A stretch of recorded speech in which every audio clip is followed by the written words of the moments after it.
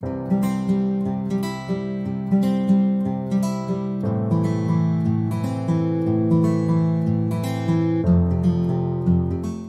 पर आप सभी का बहुत बहुत स्वागत है। आज एक सप्ताह के अंतराल के बाद मैं पुनः उपस्थित हूं आप सबके सामने दो नए ब्रेकआउट स्टॉक्स को लेकर। आज की वीडियो में हम चर्चा करने वाले हैं निफ्टी की, और साथ ही साथ हम ये बात करेंगे कि इस हफ्ते जो दो स्टॉक हैं उनमें क्या हो सकता है, और हम रिव्यू की भी बात करेंगे। तो मित्रों, अगर आप चैनल पर नए हैं तो चैनल को सब्सक्राइब कर लें, वीडियो को लाइक कर दें। तो आइए शुरू करते हैं बिना किसी विलंब के। तो दोस्तों, आज के वीडियो शुरू करने से पहले सबसे पहले हम बात करेंगे, जैसा कि हमेशा हम बात करते हैं, डिस्क्लेमर की। आज तारीख है 9 दिसंबर, जिस दिन मैं वीडियो रिकॉर्ड कर रहा हूँ। 1 वीक से 3 महीने का हमारा शॉर्ट स्विंग का ड्यूरेशन रहता है। हम डेली वीकली चार्ट देखते हैं, और सबसे इंपॉर्टेंट बात यह है कि मैं सेबी रजिस्टर्ड एडवाइज़र नहीं हूँ। तो किसी भी तरह से वीडियो देख के आपको स्टॉक न खरीदे, बस सीखें इससे और अपने आप से आप अपना कोई डिसीजन ले सकते हैं, या फिर अपने फाइनेंशियल एडवाइज़र से बात कर लें, उनकी एडवाइस लें, उसके बाद फिर किसी तरह का ट्रेडिंग या इन्वेस्टिंग डिसीजन लें। मेरे कहने में बिल्कुल मत लें। ये सिर्फ और एजुकेशनल वीडियो है, जिसके आप देख के कुछ सीखना चाहें तो प्राइस एक्शन समझ सकते हैं। आइए आगे चलते हैं। तो हम बात करेंगे पहले 25 नवंबर के जो दो ब्रेकआउट स्टॉक्स थे उनमें क्या हुआ है लास्ट 9 ट्रेडिंग सेशन में। तो पिछले 9 दिनों में ही ट्रेडिंग हुई है, तो 25 तारीख के बाद से तो क्या क्या हुआ है उसको देखते हैं। तो पहला स्टॉक था हमारा जिंदल स्टेनलेस लिमिटेड। हमने इसको डिस्कस किया था जब रेट चला था 542 का, और स्टॉक 546 लगभग 4 पॉइंट ऊपर गया था, और उसके बाद से 540 पे चला। तो आप देखें तो पिछले 9 दिन में इसमें कुछ नहीं हुआ है। ये थोड़ा सा ऊपर गया, थोड़ा सा नीचे आया है, एक रेंज में रुका हुआ है। इसका मतलब जिस मोमेंटम की हम बात कर रहे थे पिछले 9 दिन पहले, या 9 ट्रेडिंग सेशन पहले रादर, वो अभी आया नहीं है। और चार्ट पे मैं बताऊंगा आपको, देख के मुझे अभी भी लग रहा है कि यहाँ पे अभी तेज़ी होएगी, तेज़ी हो सकती है। दूसरा था हमारा Bharat forge limited. Bharat forge को हमने बात करी थी 1115 रुपये पे। 1185 इसका हाई है, 6.31% ऊपर, और current market price 1177 which is 5.52% up. तो भारत फोर्ज में 5% का मूवमेंट आया है। इसको भी हम चार्ट पे आगे जाके इसकी बात करेंगे, लेकिन दोनों स्टॉक अभी भी मुझे चार्ट पे ठीक दिख रहे हैं। वीडियो बनाने से पहले मैं एक बार चेक कर रहा था इन पे भी। So will discuss more on this when we go on the chart. पहला स्टॉक है JSW एनर्जी लिमिटेड। क्यों, आपने देखा होगा कि इसकी बात मैं क्यों करने जा रहा हूँ, क्योंकि आपने देखा होगा कई सारे 2-3 बार मैं इसके बारे में बात कर चुका हूँ, JSW एनर्जी के बारे में। पावर सेक्टर इस समय तेज है, और वहाँ पे आपने टाटा पावर देखा होगा, आपने पावर फाइनेंस देखा है, देर आर पावर ग्रिड देखा होगा, उधर सब तेज़ी चल रही है। यहाँ पे अभी नहीं आई है, तो आई एम एज्यूमिंग, और चार्ट का स्ट्रक्चर भी अच्छा है। तो पहले एक बार चार्ट की बात बाद में करेंगे, एक बार हम देख लेते हैं फंडामेंटल के बारे में। पावर सेक्टर से आते हैं, निफ्टी एनर्जी से मैंने कंपैरिजन करने के लिए लिया है। मार्केट कैप है 74,306 करोड़ का, 451 का करंट प्राइस चल रहा है। स्टॉक है 46, इंडस्ट्री भी 28.8, प्रमोटर होल्डिंग 73.4, लो फ्लोट का स्टॉक है। Page percent 12.8। और हम प्रॉफिट्स की बात करते हैं तो क्वार्टर वन में 290 करोड़ था, जो बढ़ के 857 करोड़ हो गया है। ग्रोथ है नेट पैट में 195% की। दूसरा स्टॉक है हमारा, नहीं, दूसरे पे जाने से पहले एक बार इसका हमको वो भी चेक करना है, कंपैरिजन प्राइस परफॉर्मेंस की बात कर लेते हैं। तो 52 वीक परफॉर्मेंस की बात करें तो निफ्टी में जो रिटर्न आया है हमें ऑलमोस्ट 13% का आया है। निफ्टी एनर्जी में 19.40, JSW एनर्जी ने रिटर्न दिया है पिछले एक साल में 48% का। Sector and compare to the Nifty itself तो 12%, 19% एंड 48%। 3 महीने की हम बात करते हैं तो निफ्टी ने 3 महीने में 7.89% का रिटर्न दिया है, निफ्टी एनर्जी ने 21% का, और JSW एनर्जी ने ऑलमोस्ट 27.4% का रिटर्न दिया है। तो ये प्राइस की कंपैरिजन की हम बात कर रहे हैं कि रिटर्न 3 महीने में कितना आया है और पिछले एक साल में कितना आया है। दूसरा स्टॉक है मैक्स हेल्थ केयर। इसकी बात हम कई बार कर चुके हैं, करते रहते हैं, क्योंकि हम स्विंग ट्रेडर हैं। तो जब भी स्विंग ब्रेकआउट होता है तो हम उसकी बात करते हैं, हम उनमें हम जो है ट्रेड बनाते हैं। तो फंडामेंटल आपको पता, हॉस्पिटल चेन है, निफ्टी हेल्थ केयर से आती है। 65,000 करोड़ का मार्केट कैप है, मार्केट रेट चल रहा है, करंट मार्केट प्राइस है 678 रुपीज़। स्टॉक अप पे 66.6, इंडस्ट्री भी 37.8, promoter holding 23.8, no place percentage. Net profit की बात करते हैं तो 240 करोड़ से बढ़ के 277 करोड़ हुआ है, विच इज़ 15.4%। अगर हम प्राइस को कंपेयर करते हैं मैक्स हेल्थ केयर को सेक्टर से और इंडेक्स से, तो हमें क्या मिल के आता है, एक साल में Nifty almost 13%, 25% Nifty health care, और 54% का एक साल में रिटर्न आया है। तो मैक्स ने आउट परफॉर्म किया है निफ्टी को भी, अपने सेक्टर को भी, और इंडिविजुअल स्टॉक 54% चला है। 3 महीने में देखें शॉर्ट टर्म में, तो यहाँ पे भी आपको आउट परफॉर्मेंस दिखेगी। निफ्टी 7%, निफ्टी हेल्थ केयर 9% और मैक्स हेल्थवेयर 17%। तो ये दो स्टॉक हैं जिनका हमने फंडामेंटल देखा, जिनका हमने प्राइस कंपैरिजन देखा compare to the Nifty and sector. अब हम इसकी बात करेंगे आगे चार्ट पे। दोस्तों अब हम आ गए हैं निफ्टी के डेली चार्ट पे, जहाँ पे हम प्राइस की बात करेंगे। तो लास्ट वीडियो जब मैंने बनाया था तब निफ्टी कहीं इस रेंज के आसपास में था, मुझे याद है, और मैं बोल रहा था कि यहाँ से आपको एक inverse head and shoulder information दिख रहा है मुझे। ये एक शोल्डर था और ये हेड था, और मैं बोल रहा था कि ये बार्स बन रही थी शायद उस टाइम पे, ये वाली। तो मैं कह रहा था यहाँ से हो सकता है ऐसा सिचुएशन बने, उसके बाद ब्रेकआउट हो, and this is pattern in making, and there are 50% chances कि यहाँ से बन भी सकता है, 50% चांस है कि यहाँ से इसको ब्रेक कर सकता है। और नहीं बनता है, इसको ब्रेक करता है, तो यहाँ पे इस लेवल बहुत सारे स्टॉप लॉस लगे होंगे, और जब वो ब्रेक होंगे, शॉर्ट कवरिंग होगी, तो एक तेज़ी आपको देखने को मिल सकती है। तो यहाँ से क्या हुआ, उसके बाद ब्रेकआउट होता है, आप देख रहे हैं तेज़ी हुई है, फिर रिजल्ट आए हैं, वो सारी चीज़ें आपको दिखें। अब क्या हो सकता है, अब उसकी बात कर लेते हैं। मार्केट ऑल टाइम हाई पे है, और आप देखें तो इस लेवल से 1000 पॉइंट की रैली हो चुकी है, ऑलमोस्ट 1000 पॉइंट ऊपर जा चुका है, गैप्स भी बहुत सारे हैं, ऊपर गया। तो एक छोटी, इसको और ऊपर जाने के लिए एक छोटा सा पॉज लेना पड़ेगा, थोड़ा ब्रीदर लेना पड़ेगा, उसके बाद एक नई तेज़ी देखने को मिल सकती है। तो अभी 21,006 का आसपास ये मार्केट चल रहा है, और ये जो इलेक्शन के रिजल्ट आए इससे ये क्लियर है कि नेक्स्ट 5 ईयर्स में जो लोकसभा के इलेक्शन है उनका भी रिजल्ट लगभग क्लियर हो गया है।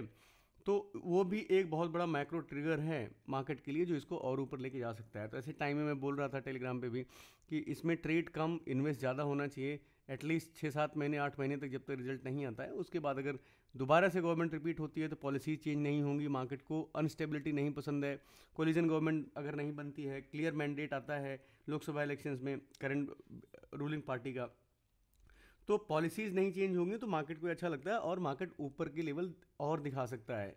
राइट, इकोनॉमी हमारी बढ़ रही है, 7.8 का जो है जीडीपी ग्रोथ दिखा रहा है। So things are positive, macro trigger है मार्केट के लिए।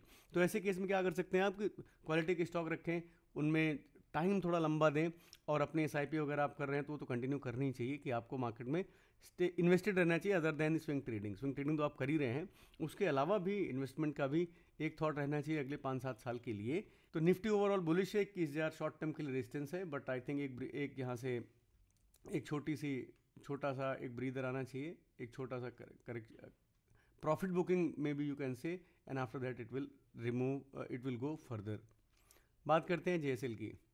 JSL याद है मुझे, ये एरिया था यहाँ पे, जहाँ पे येलो एरिया दिख रहा है, इस जगह पे मैंने बात करी थी कि यहाँ ब्रेकआउट है, और इसके आसपास कहीं पे नीचे आता है, शायद ये वाला दिन था, या दिस डे, ये मैंने टेलीग्राम में बताया था, यहाँ पे वीडियो बनाया था। सो इसके बाद से कुछ खासा नहीं हुआ है, यहीं से ऊपर जाके अपने ब्रेकआउट लेवल के ऊपर रुका हुआ है, और आप ये देख सकते हैं कि अब इसमें जो है ये कपर हैंडल बन रहा है। सो मुझे लग रहा है कि डेली चार्ट पे यहाँ से एक तेज़ी इसमें देखने को मिलेगी, और जाने को बहुत कम है, जाने को 5-6% है, जो आपका एक स्विंग का लो का स्टॉप लॉस बनता है स्विंग ट्रेडिंग के लिए, वो जाने को है, लेकिन आने के लिए ATH है, ऑल टाइम हाई है, तो ये यहाँ से ऊपर जा सकता है। अभी भी ये उतना अट्रैक्टिव है जितना ये 9 दिन पहले था। भारत फोर्ज को हमने डिस्कस किया था जब इसका लेवल चल रहा था यहाँ पे, ये वाली बार बनी थी, दिस बार, ये बार बनी थी। मैं इसको ट्रेंड लाइन का ब्रेकआउट बोल रहा था, ब्रेकआउट होता है उसके बाद स्टॉक ऊपर जाता है। अब आप देखिए फिर से यहाँ रुका हुआ है और एक कंसोलिडेशन कर रहा है, यहाँ से फिर से इसके ऊपर जाने के चांसेस पूरी तरह से मुझे दिखाई पड़ रहे हैं। आप इसको फ्लैग बोल सकते हैं कि यहाँ से ये गया है, और आपको एक फ्लैग दिखेगा, ये बुल फ्लैग बन रहा है, बुल फ्लैग बन रहा है। तो यहाँ से क्या करेगा, ये एक बार बुल फ्लैग का ब्रेकआउट होगा, फिर ये ऊपर की दिशा में चल देगा। तो भारत फोर्ज इज अगेन, आप इस लेवल से देखें कि यहाँ से ब्रेकआउट हुआ है, इस वजह से इस तरह से ही, अगर आप यहाँ से ब्रेकआउट इसको कंसीडर करते हैं तभी ब्रेकआउट हुआ है, यहाँ से देखते हैं ट्रेंड लाइन ब्रेकआउट हुआ, उसके बाद आपको यहाँ पे फ्लैग, हाई टाइट फ्लैग दिख रहा है, तो ये भी पॉजिटिव है। यहाँ से आपको तेज़ी देखने को चांसेस ज़्यादा हैं, मैं बोलूँ 70% चांसेस है कि इसको ऊपर जाना चाहिए यहाँ से, या फिर अगर गिरेगा तो इसके नीचे निकलना मुनासिब रहेगा शॉर्ट स्विंग के लिए, अगर आप स्विंग ट्रेड कर रहे हैं तो। आइए बात करते हैं JSW एनर्जी की। मैंने जैसे बोला था कि आपको जितने भी पावर सेक्टर के स्टॉक हैं उन सब में आपको तेज़ी देखने को मिलेगी। आपको बड़े रेजिस्टेंस हैं, 2 साल का रेजिस्टेंस है। तो ये क्या हो रहा है, 2 साल से ये रेजिस्टेंस था, और ये JSW एनर्जी इसमें जो है कंसोलिडेट कर रहा था। यहाँ पे वीकर हैंड बाहर जा रहे थे, आप देखें इस लेवल ब्रेकआउट करता है, रिटेस्ट होता है, ऊपर से दोबारा चलता है।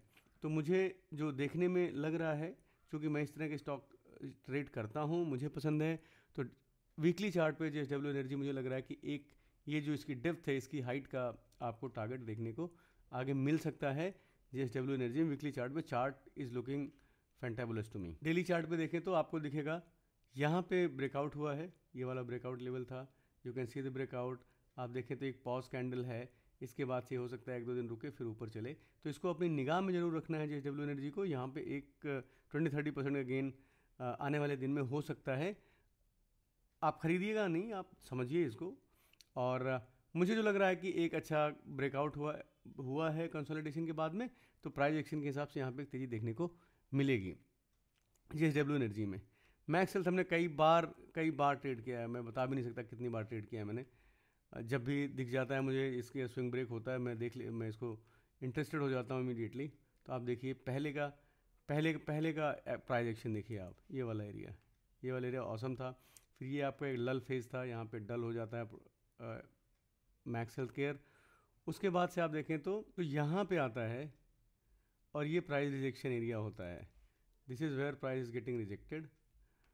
ये एरिया में प्राइस रिजेक्ट होता है। इस बार वीकली चार्ट पे अपने स्विंग हाइस के ऊपर स्विंग लो जो है शिफ्ट हो रहे हैं ऊपर की तरफ, और मैक्स हेल्थ अपने पिछले रेजिस्टेंस को तोड़ता है, ब्रेकआउट करता है सक्सेसफुली, फॉलोअप लेता है।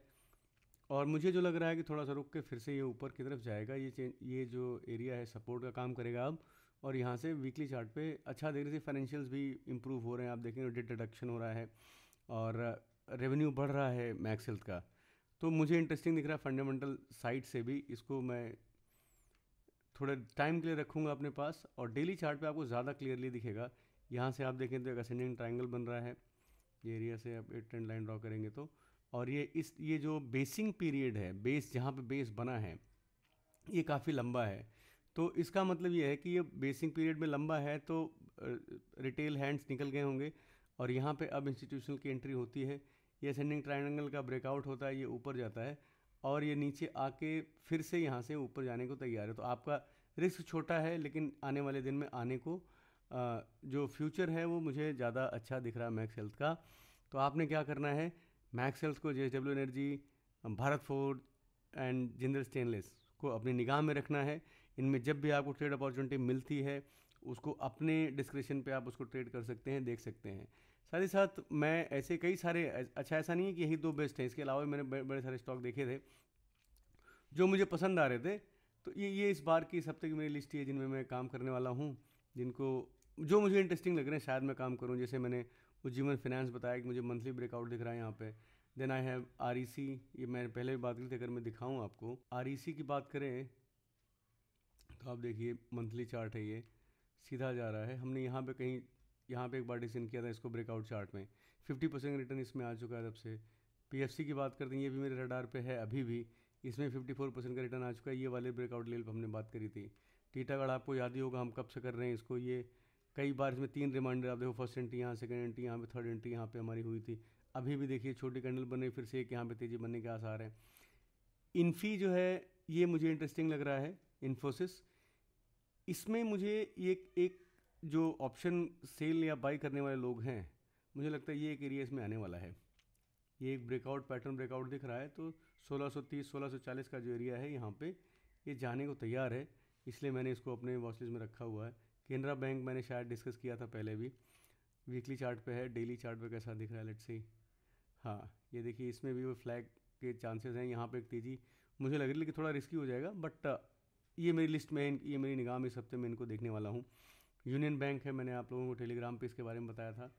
फिर ये कौन सा है, पावर ग्रिड है, यहाँ पे एक ट्रेड बनती दिख रही है मुझे। फिर कोचिन शिपयार्ड है, यहाँ पे भी आप देखें तो एक अच्छा सा कवर हुआ, यहाँ से ऊपर जाने के चांसेस हैं कोचिन में भी। सो ये इस वीक में ये 4-6-10 स्टॉक हैं ऑलमोस्ट, जिन पे मेरी निगाह रहेगी, जो मेरी वॉच लिस्ट में हैं।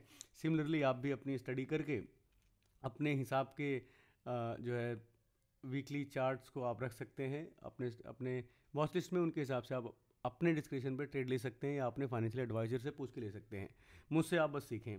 और मित्रों, अगर आप मुझसे जुड़ना चाहते हैं तो मेरा टेलीग्राम पे चैनल है, जहाँ पे हम डिस्कशन करते हैं और एक दूसरे से सीखते हैं। तो मित्रों, इस हफ्ते के लिए इतना ही। आप सबका समय देने के लिए बहुत बहुत आभार। धन्यवाद।